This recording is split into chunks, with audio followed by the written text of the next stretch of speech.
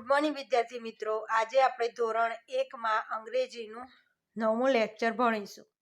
તો દરેક વિદ્યાર્થી મિત્રોએ પોતપોતાની અંગ્રેજીની સ્વાધ્યાય પોથી કાઢવી અને એમાં પાના નંબર 49 કાઢવો। કાઢ્યું દરેક વિદ્યાર્થી મિત્રોએ? તો જો આપણે આજે શું શીખીશું?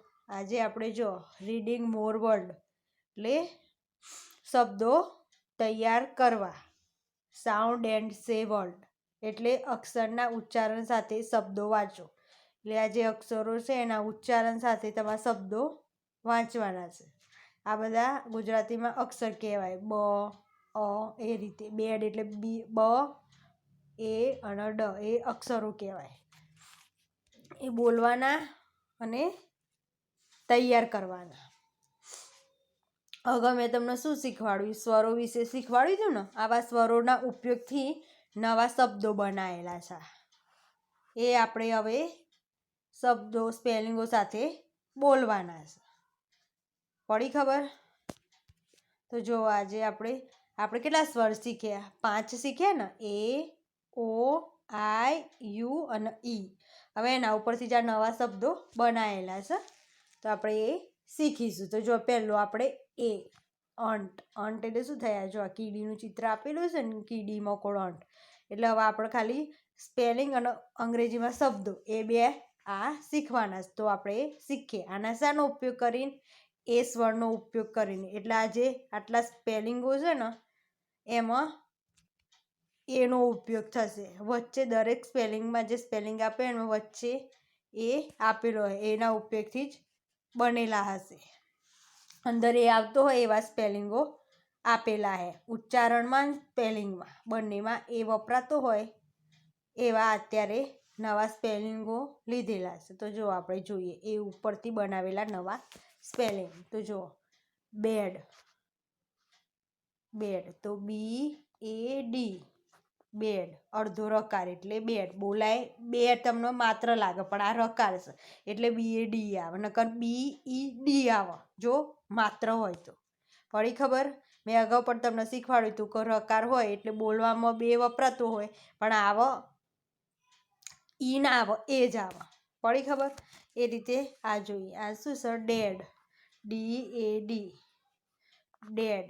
આ રીતે રકાર કરીને પછી ત્રીજો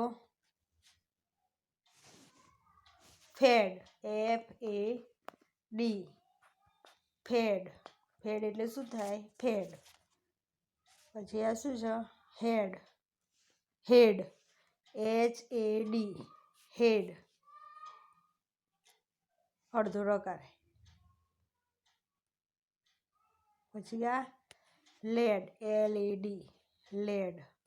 આ રીતે અડધો રકાર બધામાં આગળના રકાર આવો પહેલા અક્ષરમાં। પછી મેડ, તો મેડ। આ જો આ અલગ અલગ થઈ જાય તો અક્ષર કહેવાય। મેડ, મેડ આ અક્ષર કહેવાય। એના જોઈન્ટમાં થાય તો શબ્દ બને મેડ।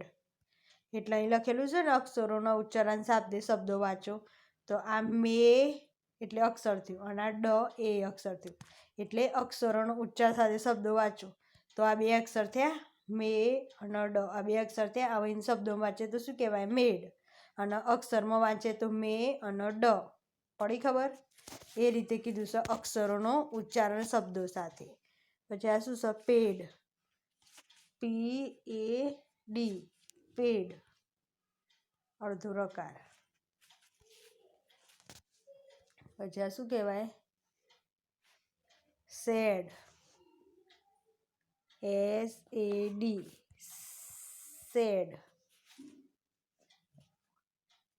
પછી આ બેગ, બી એ જી, બેગ। પડી ખબર? પછી એફ એ જી, ફેગ।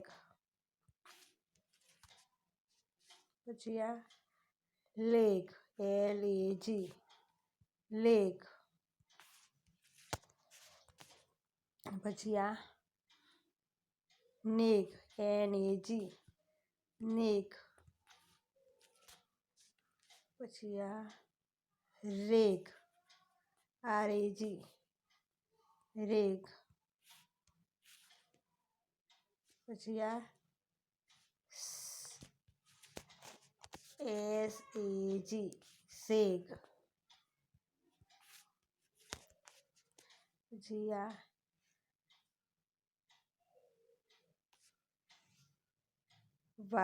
YAM એમ.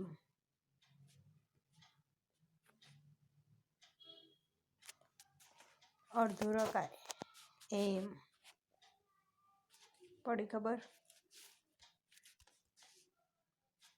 જશે બેન BAN બેન અડધો રકાર.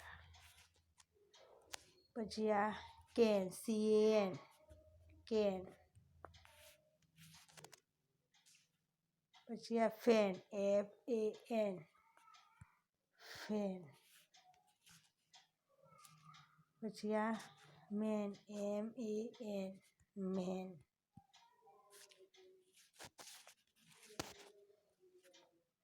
પછી pan PAN pan. Ran RAN ran. પછી tan TAN tan. Van VAN van. Cap CAP cap. ફરીથી લખો કેપ CAP કેપ. પછી ગેપ તો GAP gap.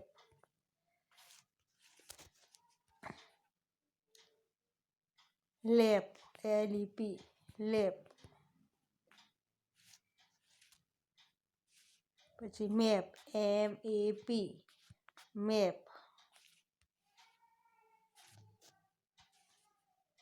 Nap NAP nap.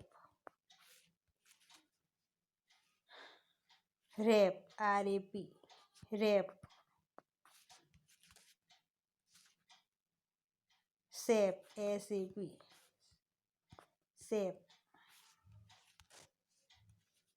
પછી tap TAP tap. Gap GAS GAS તો gas. Bat BAT bat. Cat CAT cat. Fat FET fat.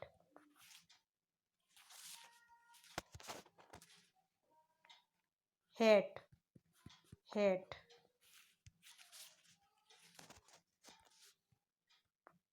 MET mat mat. MET mat. Pat PAT pat. Rat RAT rat. Sat SAT set.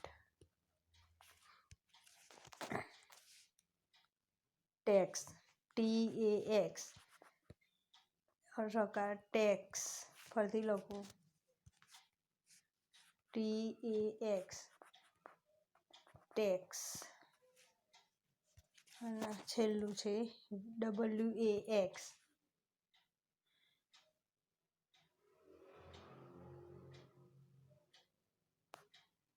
વેક. ફરીથી લખો WAX wax. પડી ખબર? તો જો અહીંયા ઇંગ્લિશમાં spelling છે અને એનું ઇંગ્લિશમાં શબ્દોમાં ઉચ્ચારણ આપણે શીખવાનું હતું, જે મેં તમને શીખવાડું એમાં એનો ઉપયોગ થાય. તમારા વચ્ચેનો જે શબ્દ આ 3 સ્પેલિંગો છે ને, 3 સ્પેલિંગ એટલે 3 મૂળાક્ષરો છે. પહેલો BAD, એમાં 3 ABCDના વર્ડનો ઉપયોગ થાય, એટલે મૂળાક્ષરોનો. તો એમાં વચ્ચેવાળો શું છે? એ મૂળાક્ષર છે ને. તો આ રીતે આ દરેકમાં એ રીતે જ આપેલું છે કે 3 મૂળાક્ષરો આપેલા સ્પેલિંગો છે, 3 મૂળાક્ષરોનું બોલેલું સ્પેલિંગ, એની અંદર વચ્ચે એનો ઉપયોગ થાય છે. એ રીતે આ બનાવેલા નવા સ્પેલિંગો છે, જે તમારે સ્પેલિંગો અને એના અંગ્રેજીમાં શબ્દોનું ઉચ્ચારણ મેં તમારે અત્યારે સમજાવ્યું, એ તમારે તમારી નોટમાં 2 વાર લખવાનું છે. આજે એનું અત્યારે મેં તમને સમજાવ્યું. એ એટલે અડધો ઉપર રકાર, એટલે આપણો બોલાય એ પણ લખાય એ. આ રીતે બોલાય આમ એ એટલે તમને ઈ, પણ ઈ નહીં, એ જ લખાય. એટલે એ, અડધો રકાર આવે એટલે એમ નહીં સમજી લેવાનું કે માત્ર છે રકાર છે એટલે બોલાય તો એ. આવી રીતે લખાય આવી રીતે અડધો રકાર. ઇંગ્લિશમાં એ આવી રીતે લખવાનું અને ગુજરાતીમાં શબ્દોમાં આ રીતે પડી ખબર? અડધો રકાર. એ રીતે આ રીતે બનાવેલા સ્પેલિંગો. તો દરેકે આટલા સ્પેલિંગો પોતાની નોટમાં 2 વાર લખવાનું અને ઇંગ્લિશમાં શબ્દોમાં ઉચ્ચારણ. પડી ખબર દરેકને? પડી ને?